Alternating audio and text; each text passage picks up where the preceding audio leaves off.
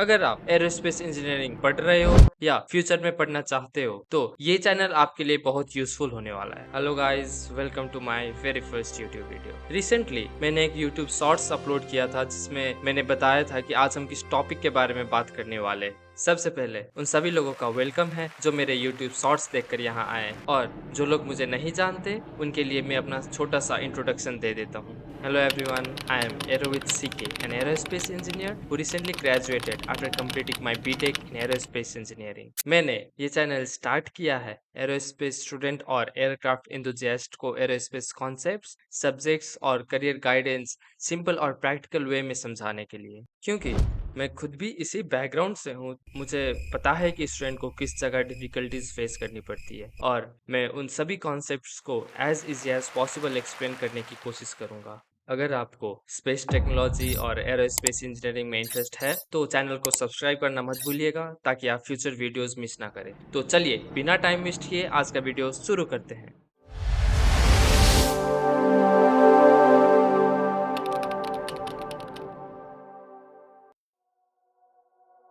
तो सबसे पहले गाइस, आज हमारा टॉपिक होने वाला है एरोस्पेस इंजीनियरिंग होता क्या है। तो चलो इस टॉपिक को आज हम डीप में समझते हैं with the differences.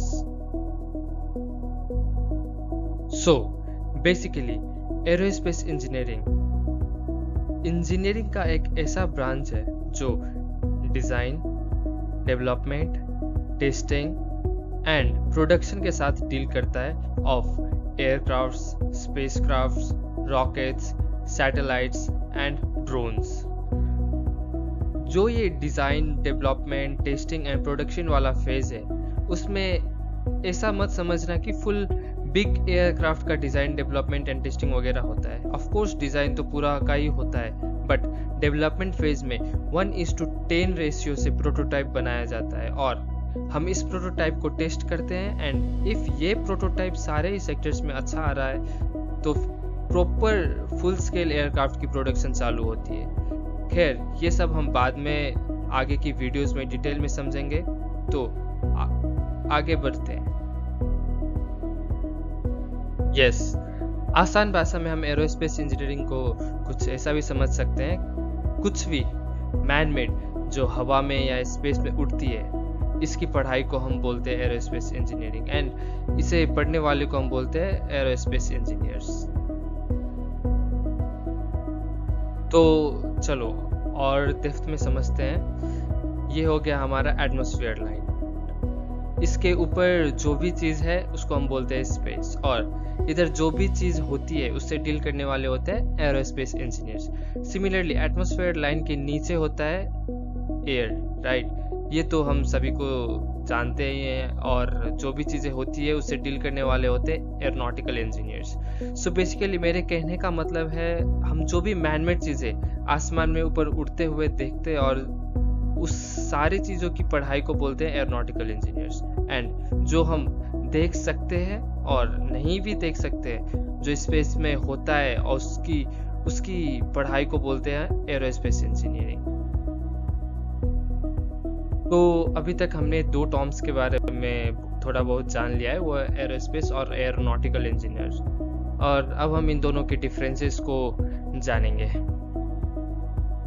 So aerospace को इस साइड रखते हैं और एरोनॉटिकल को इस साइड रखते हैं, और कुछ भी चीज़ जो अर्थ एटमॉस्फेयर के बाहर तक जाती है उससे डील करने वाले की स्टडी को बोलते हैं एरोस्पेस इंजीनियरिंग, जैसे कि मैंने आपको पहले ही बताया था। और जो भी उड़ने वाली चीज़ अर्थ एटमॉस्फेयर के अंदर ही होती है उसकी पढ़ाई होता है एरोनॉटिकल इंजीनियरिंग, ये भी मैंने बताया ही था। अब कुछ एग्जांपल्स देख लेते हैं दोनों की। एरोस्पेस में होता है rockets, satellites, spacecrafts and space stations. इसी तरह एरोनॉटिकल में होता है पैसेंजर एरोप्लेन्स, जिसको हम कमर्शियल एयरक्राफ्ट भी बोलते हैं, जिसमें हम ट्रैवल करते हैं, फाइटर जेट्स, इसके बारे में तो सारे जानते ही होंगे, हेलीकॉप्टर्स एंड ड्रोन्स। इस स्लाइड में हम देखेंगे एरोस्पेस इंजीनियर्स कहाँ की चीज़ों के बारे में पढ़ाई करते हैं और डील करते हैं। ये हो गया हमारा एयर, एंड ये हो गया हमारा स्पेस।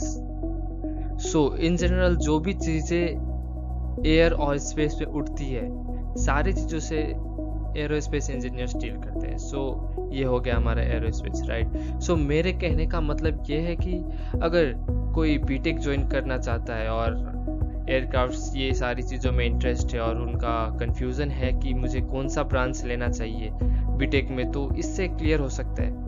अगर आपको एयरक्राफ्ट्स, हेलीकॉप्टर्स, ड्रोन्स इन सारी चीज़ों में इंटरेस्ट है तो आप एरोनॉटिकल ले सकते हैं। बट अगर आपको कोई लिमिट नहीं रखना और सारी चीज़ों के बारे में पढ़ना चाहते हो तो आप एरोस्पेस लीजिए, वो आपके लिए बहुत अच्छा रहेगा।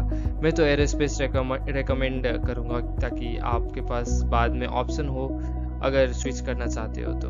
वैसे बीटेक में ज़्यादा कुछ डिफरेंसेस होता नहीं है, बस कुछ 1 या 2 सब्जेक्ट्स के डिफरेंसेस होते हैं। जब अब बीटेक की बात आई गई है तो चलो अब हम जान लेते हैं कि बीटेक में एरोस्पेस या एरोनॉटिकल ब्रांच में पढ़ाया क्या जाता है और हमारा मेन टॉपिक्स क्या होता है। और इसको हम 4 पिलर्स ऑफ एरोस्पेस इंजीनियरिंग भी बोलते हैं। सो फर्स्ट पिलर है एरोडायनेमिक्स। यस, ये बस एरोस्पेस या एरोनॉटिकल का ही नहीं बल्कि मैकेनिकल ब्रांच में बहुत ज़्यादा इंपॉर्टेंट होता है। और एरोडायनेमिक्स को हम सिंपल भाषा में study of how air flows around objects भी समझ सकते हैं हम। इसका मतलब है कि कोई भी ऑब्जेक्ट है उसके अराउंड एयर फ्लो होता है तो उसकी स्टडी को हम एरोडायनेमिक्स बोलते हैं। जैसे कि कोई भी चीज़ ले लो, कार हो गया हमारा, बाइक हो गया, ये सब मैकेनिकल में पड़ता है, राइट। तो जैसे कि फरारी का शेप देख लो, उसकी बॉडी स्ट्रक्चर एरोडायनेमिकली बहुत स्टेबल है। इसका मतलब है कि एयर उसके बॉडी से मिनिमल ड्रैग प्रोड्यूस करते हुए जा रही है। यही रीज़न है कि यही रीज़न के कारण से फरारी का स्पीड ज़्यादा होता है। इसके बारे में हम आगे भी बहुत ज़्यादा समझेंगे, सो इतना स्ट्रेस देने की कोई ज़रूरत नहीं है अभी इस टॉपिक पे। सो हम दूसरे पे बढ़ते हैं। हमारा सेकेंड पिलर है प्रोपल्सन, और इसमें हम इंजन्स के बारे में जानते हैं कि जेट इंजन्स काम कैसे करता है और फ्यूल बर्न कैसे होता है, मोशन कैसे प्रोड्यूस होता है, ये सब के बारे में हम जानेंगे इस टॉपिक में। इसी तरह हमारा अगला पिलर है एयरक्राफ्ट स्ट्रक्चर्स। इसमें हमें बताया जाता है कि विंग्स बनता कैसे, एयरक्राफ्ट लाइट वेट होते हुए भी इतना स्ट्रॉन्ग कैसे होता है, और इसमें हम कंपोजिट्स के बारे में भी पढ़ेंगे। ये एक बहुत इंपॉर्टेंट टॉपिक है जो एक फुल बॉडी एयरक्राफ्ट बनाता है। सिमिलरली हमारा लास्ट पिलर है FMC यानी कि फ्लाइट मैकेनिक्स एंड कंट्रोल। इसमें हमें पढ़ाया जाता है एक एरोप्लेन मिड एयर में स्टेबल कैसे रहता है, पायलट्स डायरेक्शन कंट्रोल कैसे करते हैं, और भी बहुत सारी चीज़ें होती है वो आगे की वीडियो में हम जानेंगे। तो अब हम जानेंगे कि एयरोनॉटिकल इंजीनियर्स कहाँ कहाँ पे काम कर सकते हैं। सबसे पहले एयरक्राफ्ट मैन्युफैक्चरिंग यूनिट्स, मतलब जहाँ पे एयरक्राफ्ट्स मैन्युफैक्चर होते हैं वहाँ, जैसे कि एयरबस, बोइंग हो गए। दूसरा है डिज़ाइनर्स, ये होता है एयरक्राफ्ट डिज़ाइन करने वाला जो एयरक्राफ्ट को एक्चुअली डिज़ाइन करते हैं। तीसरा है हमारा मेंटेनेंस इंजीनियर्स, मतलब एक एयरक्राफ्ट ख़राब होगी तो उसको मेंटेनेंस की ज़रूरत तो होगी, तो उस पोजीशन पे काम करने वाला होता है मेंटेनेंस इंजीनियर्स। नेक्स्ट हमारा है एनालिस्ट, मतलब जैसे कि मैंने बताया मेंटेनेंस इंजीनियर एयरक्राफ्ट ख़राब हो गया तो बनाएंगे, राइट।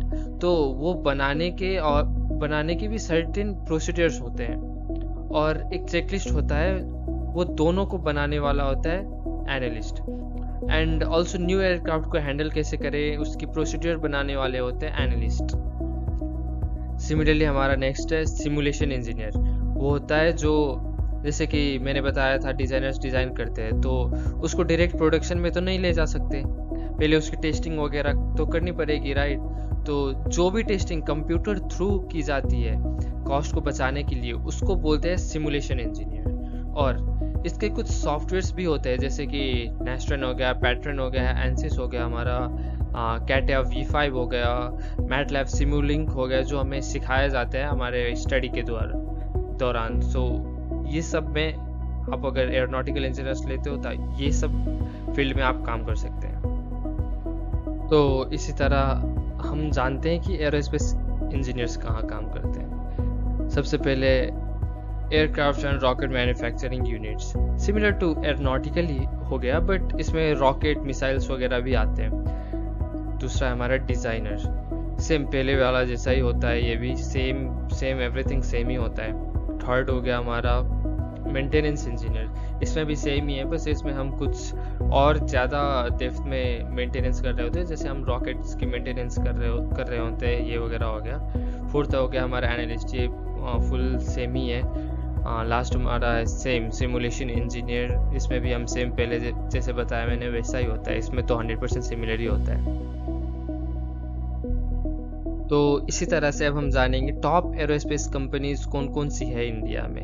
चलो ये भी जानते हैं। सबसे पहले HAL, यस, जिसको हम बोलते हैं हिंदुस्तान एरोनॉटिक्स लिमिटेड, ये एक गवर्नमेंट एजेंसी है।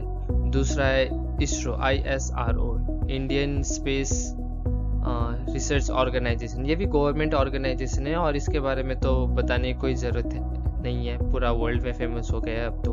और इसके आप बहुत सारे इंटर्नशिप कर सकते हैं। HAL में तो बहुत कम मिलता है इंटर्नशिप्स, ISRO में आपको बहुत ज़्यादा इंटर्नशिप मिल रहे होते हैं। सो थर्ड हमारा है Tata advance system limited, yes, ये एक इंडियन प्राइवेट कंपनी है जो design and engineering and manufacturing पे काम करती है ऑफ सीट मेटल्स, फैब्रिकेशन और कंपोजिट्स। जैसे कि मैंने आपको बताया था कंपोजिट्स के बारे में पढ़ेंगे, तो कंपोजिट्स जनरली स्ट्रक्चर्स पे काम करते हैं, इनका काम है, इनका पार्ट्स बनाते हैं एयरक्राफ्ट्स का। फोर्थ हमारा है महिंद्रा एरोस्पेस, ये भी स्ट्रक्चर्स पे ही काम करते हैं, similar to Tata Advanced Systems. दूसरा है हमारा डायनामेटिक टेक्नोलॉजीज, ये हाइड्रोलिक एंड सिक्योरिटीज एप्लीकेशन के प्रोडक्ट्स बनाते हैं ऑफ एन एयरक्राफ्ट। नेक्स्ट है एयरबस, इसके बारे में तो बताने की कोई ज़रूरत नहीं है मुझे लगता है। ये एक इंटरनेशनल कंपनी है जिसको यूरोपियन एरोस्पेस कॉरपोरेशन द्वारा कंट्रोल की जा रही है और ये फुल स्केल एयरक्राफ्ट बनाते हैं। जितने भी कमर्शियल एयरक्राफ्ट है सारे इसके या फिर बोइंग के ही होते हैं। सो नेक्स्ट हमारा बोइंग ही हो गया, ये एक अमेरिकन कंपनी है, ये भी फुल स्केल एयरक्राफ्ट बनाते हैं और हम अभी जितने भी एयरक्राफ्ट एक्सीडेंट देख रहे हैं उसके 5 में से 3 या 4 तो बोइंग के ही मैन्युफैक्चर्ड होते हैं। सो आई जस्ट सजेस्ट कि आप अगर ट्रैवल कर भी रहे हैं तो बाय फ्लाइट तो प्लीज़ एयरक्राफ्ट देख के करिए ताकि आप सेफ रहें। लास्ट है हमारा रोल्स रॉयस होल्डिंग्स, ये अभी रिसेंटली आया बैंगलोर में है, इसका ऑफिसर ये इंजन्स पे काम करता है बेसिकली, ये अपना जेट इंजन्स बनाते हैं। और एक और है कॉलिंस एरोस्पेस, ये भी एक अमेरिकन एरोस्पेस मैन्युफैक्चरर कंपनी है और ये डिफेंस में भी है। तो इसी के साथ हम आज की वीडियो ख़त्म करते हैं। अगर आपको वीडियो अच्छी लगी हो तो लाइक करना मत भूलना और ऐसे ही वीडियोस आगे देखते रहने के लिए सब्सक्राइब भी करना मत भूलना, क्योंकि मैं फुल सीरीज ला रहा हूँ एरोस्पेस इंजीनियरिंग पे, वो भी free only on Aero with CK। Thank you, take care.